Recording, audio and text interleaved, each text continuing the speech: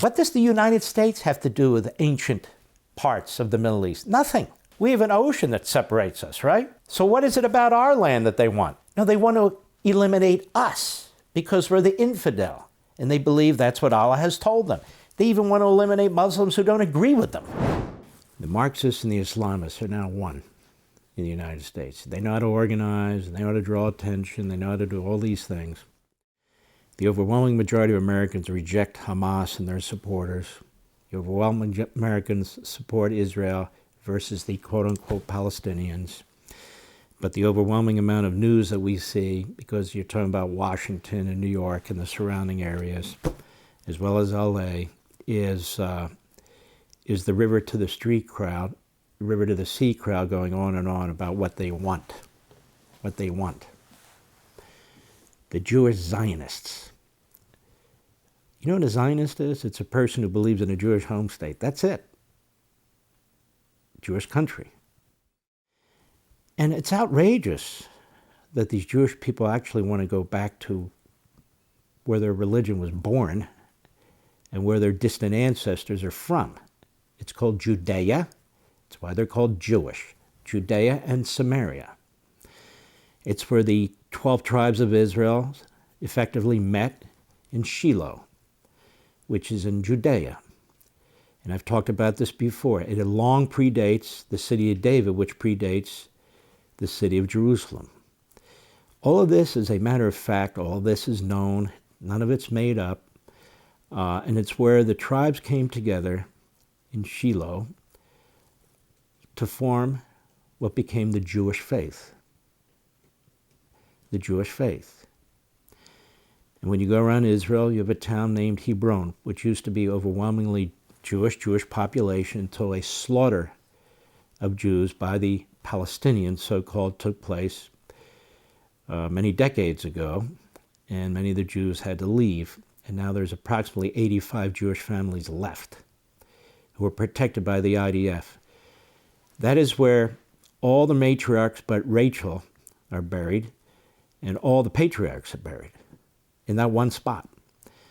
And these quote-unquote Palestinians say it belongs to them. So Shiloh belongs to them. Hebron belongs to them. Oh, by the way, for my Christian friends, Bethlehem belongs to them, the birthplace of Jesus. That belongs to them. The Temple Mount, which is where the Muslims built their holy mosque, temple. But prior to that, it's where the first temple was built, the Jews, thousands of years earlier. Now the Jews can't even freely go there, to the Temple Mount. And the Jewish soldiers protect the Temple Mount for the Palestinians. And a couple of years ago, terrorists took it over, Palestinian terrorists, the peaceful Palestinians in that part of the world. And the government, the Jewish government, had to send soldiers in to rout them out of there. I mean, this is what's going on. And the propaganda has reached our streets, it's reached our colleges and universities, it's reaching into our homes all across the country. And this is going to be our undoing. Well, what does it have to do with us? Folks, if you're Christian, there's your history. It's the same part of the world. If you're Jewish, there's your history. That's the same part of the world. We talk about Judeo-Christian ethics, Judeo-Christian principles that undergird this country. Where did they come from? They didn't come from Nevada. They came from there, that part of the world. If that part of the world is devoured or otherwise destroyed by the so-called Palestinians, that is, terrorists who are Arabs and Muslim, then your history's gone. We know that when the Jordanians took Jerusalem and held it, they destroyed many of the ancient sites, including old synagogues.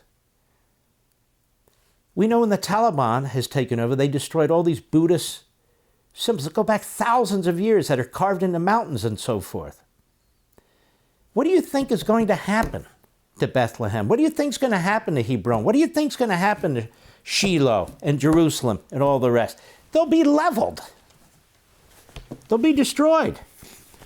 So history forever, you know, one day we might be ancient history 4,000 years from now. So history forever will be changed, will be rewritten. I've called this the modern Muslim Crusade, the second one. There's a little group of Marxists, we've talked about them before, the Young Turks. And apparently one of them goes on there to prove to me, gets very upset, to prove to me that I'm wrong, that most of the terrorism that occurs in the world is not by Islamists, it's by other people. And they push out this bullcrap, which is so pathetic and so outrageous. So what groups exactly are mostly the terrorists? They are who I said they are. This is a second Muslim crusade. I don't know why I'm being attacked for it. Why don't you go read the Hamas mission statement?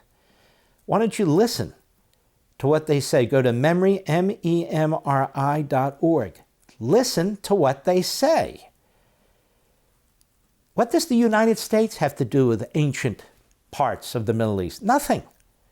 In terms of, obviously it's our belief system, but that's not what I'm talking about. We have an ocean that separates us, right? So what is it about our land that they want? No, they want to eliminate us because we're the infidel. And they believe that's what Allah has told them. They even want to eliminate Muslims who don't agree with them. And Arabs who don't agree with them. And that's what they do. They slaughter them. Syria, and so forth and so on. So this is very, very important to understand that this is a battle for civilization. For more, sign up for Levin TV.